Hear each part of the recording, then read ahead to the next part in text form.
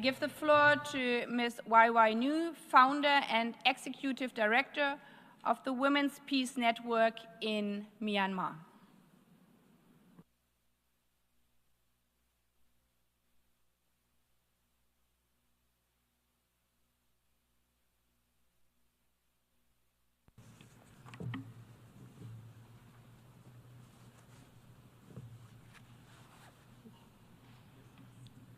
President, Excellencies, civil society colleagues, my fellow Rohingya and people of Myanmar, I am honored to speak to you today. My name is Wai Wai Nu. I am the founder and executive director of Women's Peace Network, an organization advancing human rights, justice, gender equality, and peace. I thank the President of the General Assembly and her team, the Bangladesh Mission, and all member states for making this conference possible. This is a historic occasion for Myanmar, but it is long overdue. Our people have suffered enough. For ethnic minorities from Kachin to Rohingya, the suffering has spanned decades. Decades of displacement, oppressions, violence, and decades of inactions on war crimes, crimes against humanity, and genocide. That cycle must end today. The conference must be the beginning of change, of a lasting solution over a temporary fix, one that is grounded in a pathway for the future that people of Myanmar define. We cannot just walk away from today after a series of statements. Instead, we need a concrete follow-up mechanisms, one that ensures sustained monitoring of the result of today's conference, clear benchmarks, and above all, the meaningful inclusions of the community's voices in all decisions about their futures. And it must immediately end the ongoing killing fields in Myanmar. As I speak, the Burmese military junta is continuing to commit mass atrocities all across the country. Airstrikes are killing women and children, youth are being forcibly conscripted, political prisoners are tortured, women and girls and LGBTQI+ people are raped as weapons of war. In Rakhine State, after decades of genocide, the Rohingya are facing a total, complete destruction. The junta Bloc 8 recruits Rohingya as human shield and continues systematic persecution. The genocide did not end in 2017. It has worsened. Rohingya are now being targeted by Arkan Army, the AA. Over the past 2 years, the AA has seized control of much of Rakhine, including the North and Bangladesh border. Despite promises, its actions mirror the junta: massacre, arson, torture, forced recruitment, forced transfer of people, and sexual violence. It is now denying aid to the Rohingya and is systematically starving them to death by confining them and restricting their movement. In northern Rakhine State, there has been no UN or international aid for over a year. Like the military, the AA is denying its atrocities, even publicly bashing UN reports on Myanmar. And like the military, the AA is denying the Rohingyas' indigenous identity, calling the Rohingya everything but their name. Meanwhile, the violence is also affecting everyone in Rakhine State. The junta is still confining 120,000 Rohingya in internally displaced persons camps in Sittwe. There, the military continues to abuse and deny basic human necessity, forcing them to suicide or flee by boat. The military is also attacking areas with ethnic Rakhine, Kaman, Dainet, Mro, and other minorities. Just a couple of weeks ago, the military bombed a boarding school at night, killing dozens of Rakhine children and injuring many. No one is spared. It is also true that armed groups that are undemocratically claiming to represent the Rohingya have collaborated with the military. The AA has taken these as excuses to inflict collective punishment on Rohingya civilians. And when it suits its goal, like improving image before this conference, AA would orchestrate a media campaign to whitewash its actions to the international community. But let me emphasize, a photo or video of a smiling Rohingya should never, ever erase the destruction that has been caused to the Rohingya. What the AA is doing now is detrimental to the people of Arakan and their common future. All I and my community have wanted is to live in peace with our diverse neighbor in our homeland.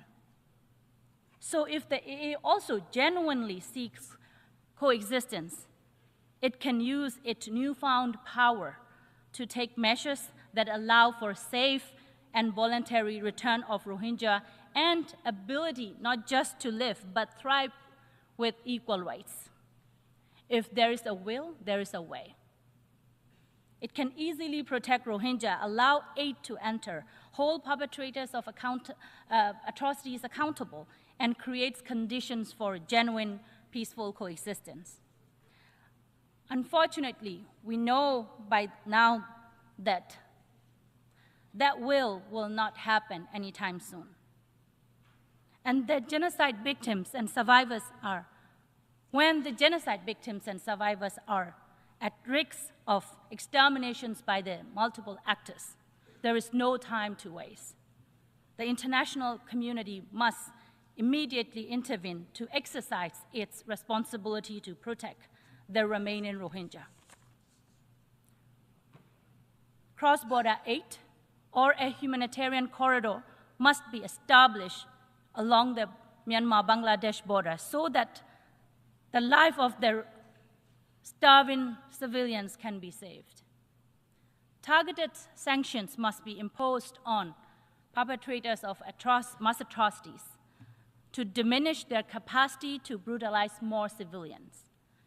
An independent body must be deployed to Rakhine State to monitor the situations and collect the evidence of atrocities. Without actions, Rohingya exodus will continue until there is no more Rohingya left in Myanmar. Excellencies, as long as atrocities against civilians continue, the refugee crisis will continue. This cycle of atrocities and mass displacement has spanned Myanmar's history. We saw this in 1978, in 1991, in 2017, and now again. I urge all of you to ask yourself, why do we see these patterns happening over and over again? Because for Rohingya and fellow ethnic minorities, the answer has always been clear: impunity. For 70 years, the military has escaped justice. The impunity emboldened others to follow. Ending impunity is the only way to end atrocities.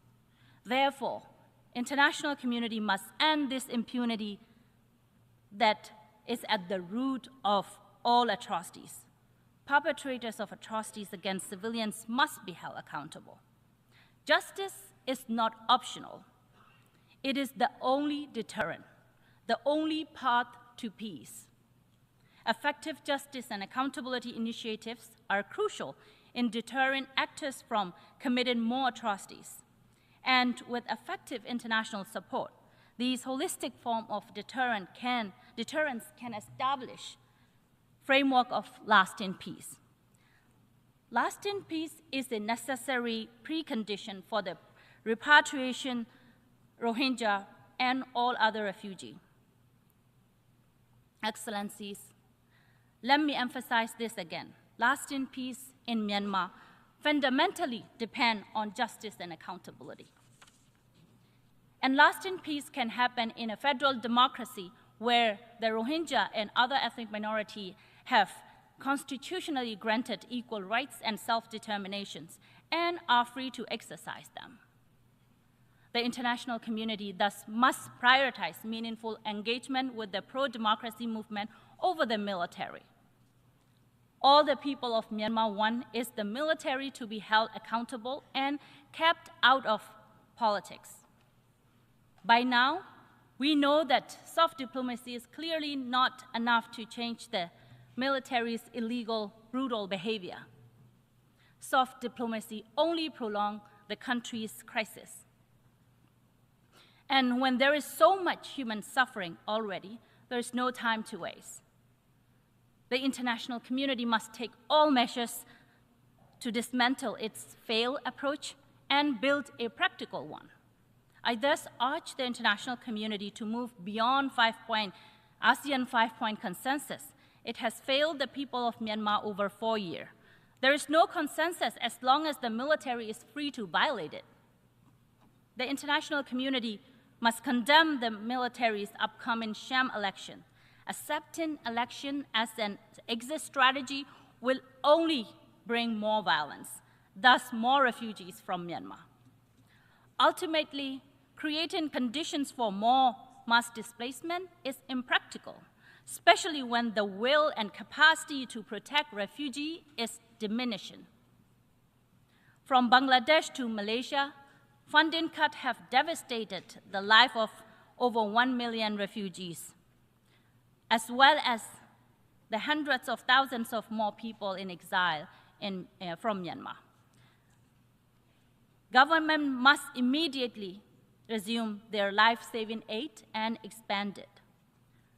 Steps must be taken to strengthen refugees' resiliency. Like Thailand, host countries must allow refugees to at least work. And access to education is critical for refugee children, especially Rohingya youth in Cox's Bazar. The international community must fulfill its duty to protect refugees. Instead of detentions, deportation, provide access to the safe disembarkations, asylum, and domestic legal processes. Protection is especially crucial for Rohingya women and girls. They continue to face brutal forms of violence as refugees, even after fleeing genocide. This is intolerable. Excellencies, you already have the evidence. You already have the power. What is missing is the political will. The people of Myanmar demand accountability and an end to impunity and an end to oppressions. Let this conference be a historic turning point, the end of missed opportunities and the beginning of the lasting solution. Thank you.